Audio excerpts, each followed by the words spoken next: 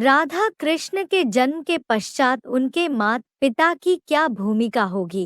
पहले ही लक्ष्मी नारायण के चित्र में बता दिया कि लक्ष्मी नारायण जो है वो वाइब्रेशन से संग करने वाले हैं आपस में, या स्थूल कर्मेंद्रियों से और ज्ञानेंद्रियों से संपर्क संसर्ग साधने वाले हैं।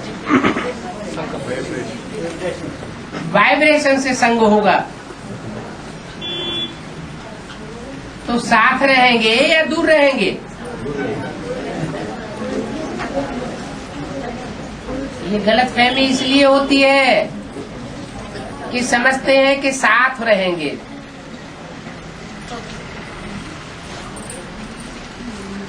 ये रुद्रमाला के जो मणके हैं और विजयमाला की जो रानियां हैं, उन दोनों के बीच में खास फर्क क्या है?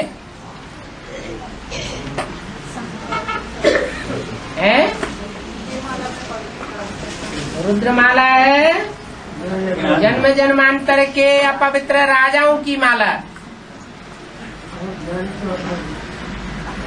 भले ज्ञानी तू आत्मा है, लेकिन ज्ञानी रावण भी था।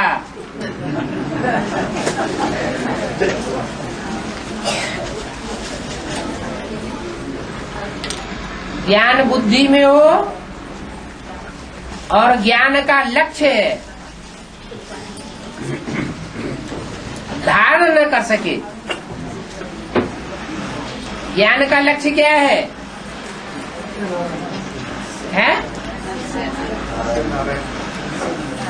ज्ञान का लक्ष्य है पवित्र बनना, पवित्रता धारण करना। और विजयमाला पवित्र आत्माओं की माला है। रुद्रमाला में भी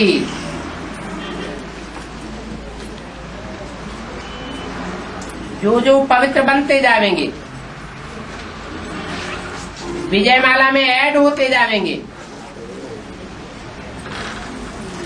और उनके द्वारा राधा कृष्ण जैसे बच्चों का जन्म भी होता जाएगा।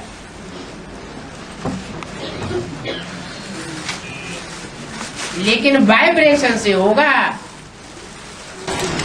लेकिन बाबा छोटी मम्मी नहीं आएगी। अरे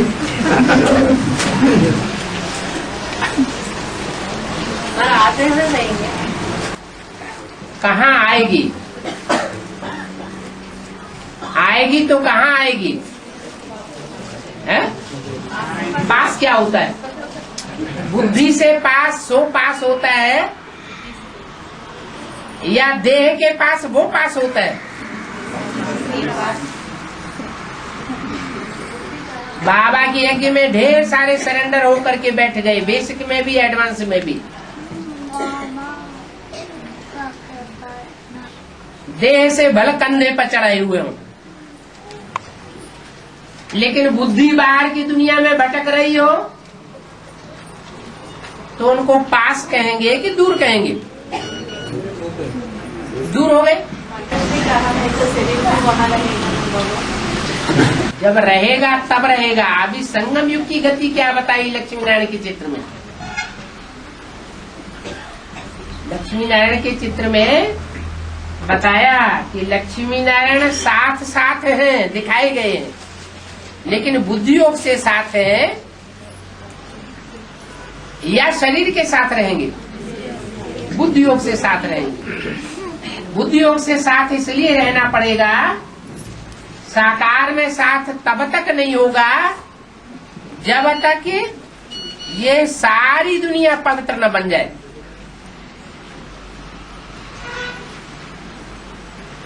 इसलिए उनको अंत तक तपस्या करनी पड़ेगी। इनको रुद्रमाला के मणकों को या विजयमाला के मणकों को? रुद्रमाला के मणकों को। क्योंकि जन्म जन्मांतर के महापापी हैं। राजाओं ने अहंकार में आकर के कितने पाप कर्म किए,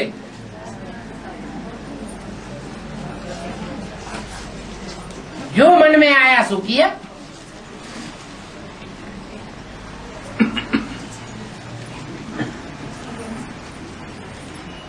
यहाँ शूटिंग पीरियड में भी 63 जन्मों का हिसाब किताब रील में घूमता है या नहीं घूमता है? यहाँ भी घूमता है। वहां 63 जन्मों में पाप कर्म का 1 गुना हिसाब बनता है और यहाँ संगम युग में 100 गुना हिसाब चढ़ जाता है। फिर कहते हैं हमारी अवस्था बेसिक में तो फिर भी अच्छी थी, एडवांस में इतनी अवस्था क्यों गिरती जाती है? एडवांस में भी जब शुरू में आए थे तब फिर भी अवस्था अच्छी थी और अभी तो एकदम तामसी बनते जा रहे हैं। इसका कारण क्या? ईश्वर का ज्ञान है। इस जन्म का कोई हिसाब किताब नहीं बन रहा है। मुख्य तो ये जन्म है ना, यहाँ जानते भी हैं, ज्ञान की बातों को मानते भी हैं, जानबूझ करके फिर उल्टा काम होता है, अलबेले बन जाते हैं।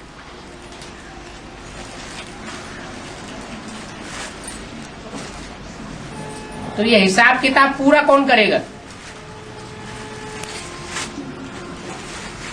कब पूरा होगा?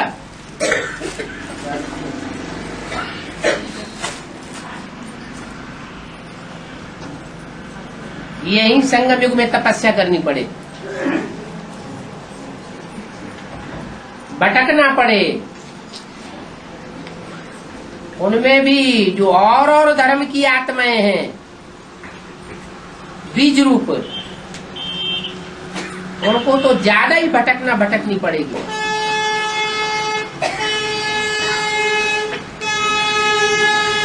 विधर्मियों के विदेश खंड में जाकर के भटकना पड़ेगा, ईश्वरीय सेवा करनी पड़ेगी।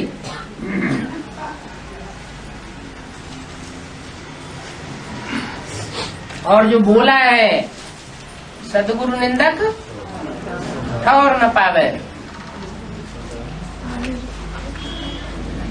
वो शांति धाम और सुख धाम का ठौर प्राप्त नहीं कर सकेंगे। नंबरवार प्राप्त करेंगे, बार बार शांति धाम की स्टेज में टिकेंगे, बार बार नीचे उतरेंगे।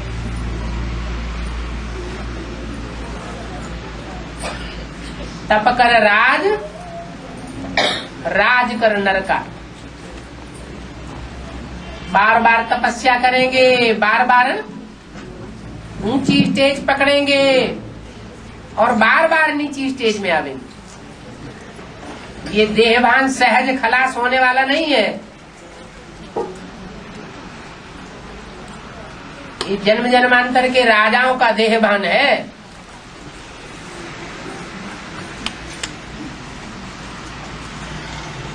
इसलिए ऐसे नहीं है कि जो नारायण वाली आत्मा है, संपन्न बनने के बाद, राधा कृष्ण को जन्म देने के बाद बैकुंठवासी हो जाएगी। प्रैक्टिकल में वो तो सारे झाड़ का पिता है। बाप की जिम्मेवारी है बच्चों का उद्धार करने की।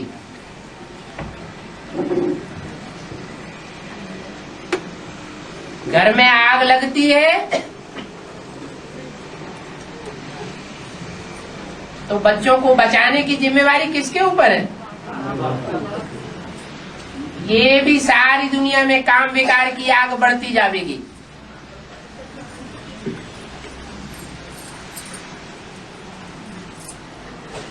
दिन प्रतिदिन बढ़ती जाएगी। लोग बंदरों में सल हो जाएंगे।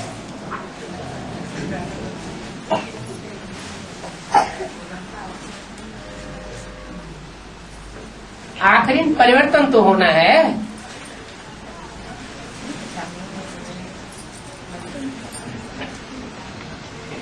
यहाँ तक परिवर्तन होना है। यह अव्यक्त वाणी में बोला है कि काम विकार क्या चीज होती है वो भी भूल जाएंगे। इतना भटकनी पड़ेगी।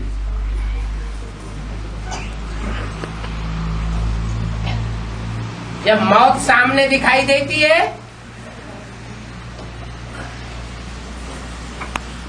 तो सब मजेदारी भूल जाती है।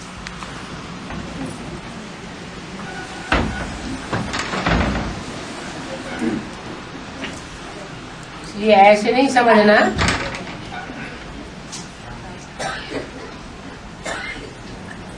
राधा कृष्ण जैसे बच्चों का जन्म देने के बाद जन्म देने वालों की जिम्मेवारी खत्म हो जाती है।